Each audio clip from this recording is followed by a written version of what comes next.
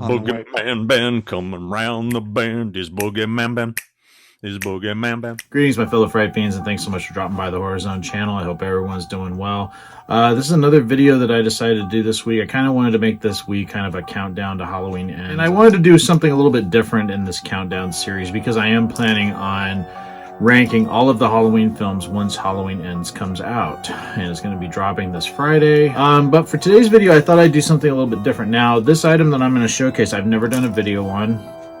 I had planned to do kind of like a children's monster book series last year for Halloween, but because we went to Pasadena and I got to visit like several locations from not only Halloween and Halloween 2 but also Halloween 3, and I just lost focus on those other little children's storybooks. But for today's video, I wanted to talk about this book. It's called The Legend of Halloween by David Gordon Green and Onur Tukel. I hope I said that right. This is pretty much a children's book retelling of the original Halloween film, and I thought what would be fun is to actually read this book right here, and I will be, as I'm reading, I will be showcasing images from each page and each part of the story that I go through. So just thought it'd be something kind of different, and I'll read the cover. It says, based on the motion picture screenplay by John Carpenter and Deborah Hill, and on the cover it shows Michael Myers, Dr. Loomis, you have Annie, Linda, and Laurie, you got Sheriff Brackett, and you have Tommy and Lindsay.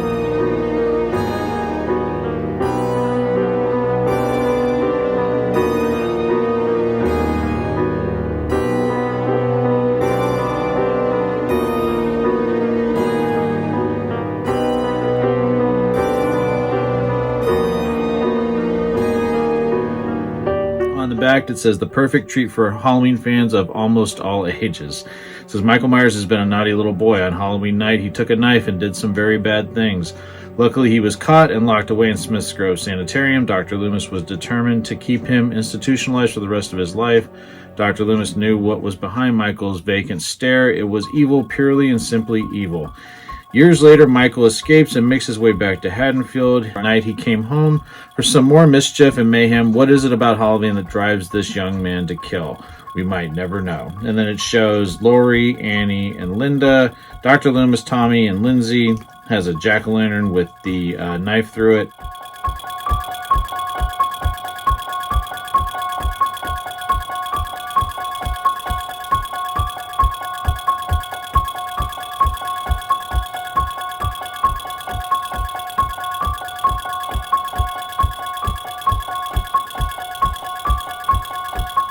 I think it's going to be a lot of fun. I hope everyone will enjoy this. This book was just perfect. It's an adorable book. I fell in love with it the day I got it, and I can't wait to read it for you all. So I hope everyone enjoys this. So we're going to open the book up. So here we go. There's a town called Haddonfield. Some folks say it's cursed. It started many years ago on October 31st. Goblins, ghosts, and witches were running all around, but no one saw the little boy dressed up like a clown. His name was Michael Myers. He seemed like a sweet kid, but you won't think he's very nice when you learn what he did. He walked into his sister's room holding a large knife. He plunged it deep into her chest and ended Judith's life. Doctors tried their very best, but they could not save her. What would cause a child to kill? Now that's some bad behavior. The naughty boy was put away as doctors made their rounds. He sat inside an empty room and never made a sound. Dr. Loomis studied him, this patient with dark eyes. He recognized pure evil. Diagnosis, no surprise. Years passed by, and then one night just before Sam Haines, someone let the madmen out to rampage in the rain. Dr. Loomis and the nurse saw the open gate. They were seized with utter fear that Michael had escaped. And they were right to be afraid, for Michael now could drive. He terrorized the lovely nurse, then fled into the night. Heading home, he spotted a mechanic on the road. Luckily, the man was nice and let him wear his clothes. Michael needed some supplies. Next stop, the hardware store. He grabbed a mask, a rope, and knife. Get ready for some gore. Then he paid a visit to his sister's grave, but why on earth would Michael take the whole darn stone away? Back at the old stomping ground, his objective was unknown. A visit to a haunted house. Nope, that was home sweet home. From the door, he saw a girl walking with a kid. She looked like Judith, and he almost flipped his lid. Our hero's name is Laurie. She's cute and really clever. Michael stalks this trio as they walk home together. He spent the whole day watching them like some perverted creep. He plays a game of peekaboo behind some air-dried sheets. With Michael on the loose, Loomis has a quest. He drove to town and looked around to seek a swift arrest.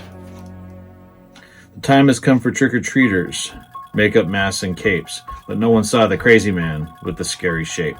Laurie chose to babysit a boy named Tommy Doyle. Annie was with Lindsay Wallace, a somewhat nervous girl. Sheriff Brackett joins the tale. He's worried and concerned. He and Loomis wait to see if Michael will return. Annie spills some butter and she almost goes ballistic. Then she shows a little skin. The shape gets voyeuristic. Annie gets a call from Paul. He wants to get it on. Perhaps Lindsay should spend some time with Tommy while she's gone. Annie gets the car keys, sits down and starts the engine. In the rearview mirror, something bad gets her attention. A quick swipe of the brutal blade severs flesh and bone. Michael plans some hearts and crafts with the big headstone. Laurie carves a pumpkin. The kids think it's a beauty. Now it's time for popcorn and a bunch of scary movies. Meanwhile, at the Myers house, a few kids make a dare. I bet the boogeyman's inside. Lonnie, are you scared? Lonnie steps toward the porch and up the squeaky stairs, but when he reaches for the door, get your ass away from there. Linda and her boyfriend Bob pull up in a van. They come to party with their friends. At least that was the plan. They go upstairs and have some fun, unaware that danger's near. Linda gives her man a task. Come on, Bob, get me a beer. Through the kitchen to the fridge to fetch a pack of brewskis. Paul, Annie, is that you? The next kill is a doozy. Michael lifts Bob off the ground, then pins him to the wall. He gazes at his work of art as if he were a Warhol. Michael wears a bedsheet to cover up his mask. Linda has a hearty laugh, but it will be her last.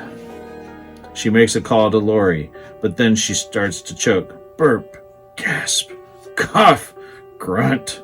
Is this some kind of joke? Prank phone calls are childish. Linda, stop your teasing.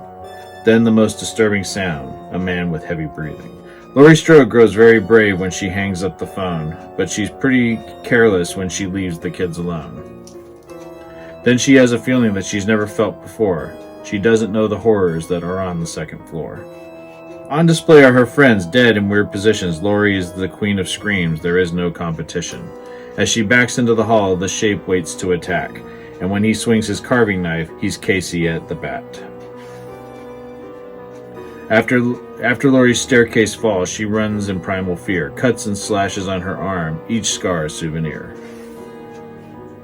Michael's getting closer with his knife in hand. Laurie wakes up Tommy. She throws a potted plant. Tommy rubs his eyes, the noise he can't ignore. Laurie screams. He's after me. You must unlock the door. Just as Michael closes in, Laurie gets inside. She gives Tommy an order. Run upstairs and hide. Laurie thinks she's safe and sound until she sees the drape. She knows that Michael's in the room, and now there's no escape. The shape appears, another miss. With her, he can't connect, but Laurie's arm is on the mark, a needle to the neck. Laurie rushes up the stairs. She thinks the shape has died. The kids are filled with terror and are likely scarred for life. There he is, the boogeyman. It's just like Lonnie said. Tommy isn't as heroic as the comic books he's read. She tells the kids to go get help and sends them down the street. A closet is the perfect spot to play some hide and shriek. Laurie stabs. The shape goes down. Is this his demise? But why does Laurie drop the knife? This isn't very wise. The kids skedaddle quickly. Loomis is swift to act. It's time for him to face the shape in the big climax. Laurie sits exhausted. She thought this was the end, but she made a fatal error when she turned her back on him. Michael is so big and tough when terror is the task, but he's a big old scaredy cat when you remove his mask. Just in time, Loomis arrives. He's come to save the town. 6 shots to the shape. Point blank. Bang. Crash. He hits the ground.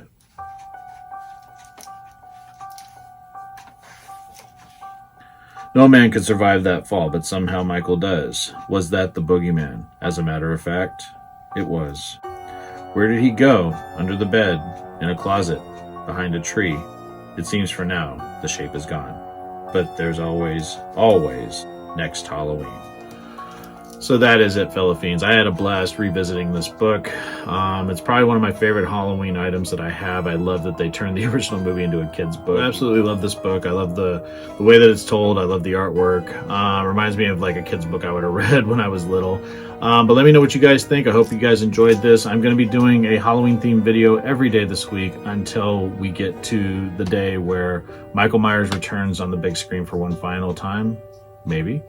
I still don't think that this franchise is going to be done with Halloween Ends. I think we are going to be getting more films eventually. I do think this iteration of the franchise is going to be done, but who knows what they could do next. I have hopes that maybe we'll pick up Halloween 3 and do something with that storyline.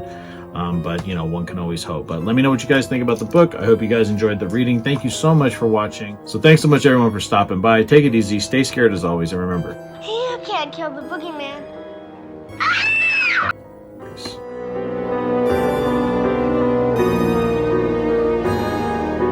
Fright Fiends, just want to say thank you again for supporting Boogeyman Ben's Horror Zone.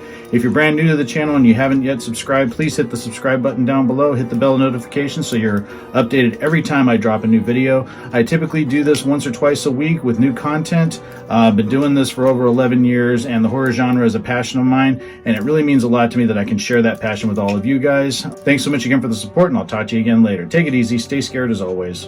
Peace.